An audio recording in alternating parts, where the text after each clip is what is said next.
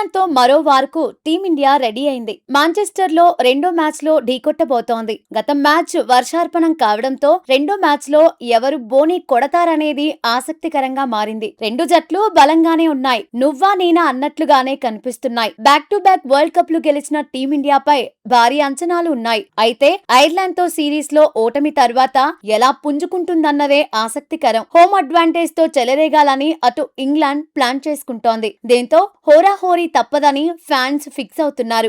Ireland తో series తో పోల్చితే ఇంగ్లాండ్ తో తొలి టీ20లో టీమిండియా బ్యాటింగ్ బెటర్ గా కనిపించింది. అయినా 190 పరుగుల టార్గెట్ ను టీమిండియా బౌలర్లు డిఫెండ్ చేసుకునే వాళ్ళ అనే చర్చ ఉంది. అభిషేక్ శర్మ ఫామ్ భారత జట్టుకు కలిసి రానుంది. సంజు శాంసన్ మాత్రం వరుసగా 3 మ్యాచ్ల్లో విఫలమయ్యాడు. దీంతో వైభవ్ సూర్యవంశీకి అవకాశం ఇవ్వాలనే డిమాండ్లు పెరుగుతున్నాయి. టీమ్ మేనేజ్మెంట్ మాత్రం మరోసారి సీనియర్లకే సపోర్ట్ గా నిలిచేలా కనిపిస్తోంది. వైభవ్ వెయిట్ చేయక తప్పదన్నట్లుగా టీమ్ మేనేజ్మెంట్ నుంచి సంకేతాలు వస్తున్నాయి. కెప్టెన్ శ్రేయస్ అయ్యర్, శివం దూబే ఫామ్ కలిసి రానుంది. ఈశాన్ కిషన్ ఫామ్ టీమిండియాను టెన్షన్ పెట్టిస్తోంది. తిలక్ వర్మ స్ట్రైక్ రేట్ పెంచాలనే చర్చ జరుగుతోంది. రెండో మ్యాచ్ కు ఆతిథ్యం ఇస్తున్న మాంచెస్టర్ లో పిచ్ స్పిన్నర్లతో పాటు పేసర్లకు అనుకూలించే అవకాశం ఉంది. తొలి టీ20లో స్పిన్నర్లు అక్షర్ పటేల్, వరుణ్ చక్రవర్తి, రవి బిష్నోయ్ బరిలో దిగారు. ఇప్పుడు ఈ ముగ్గురిని రెండో మ్యాచ్ లోను కొనసాగించే అవకాశాలు ఉన్నాయి. పేస్ విభాగంలో హర్షదీప్ సింగ్, హర్షిత్ రాణా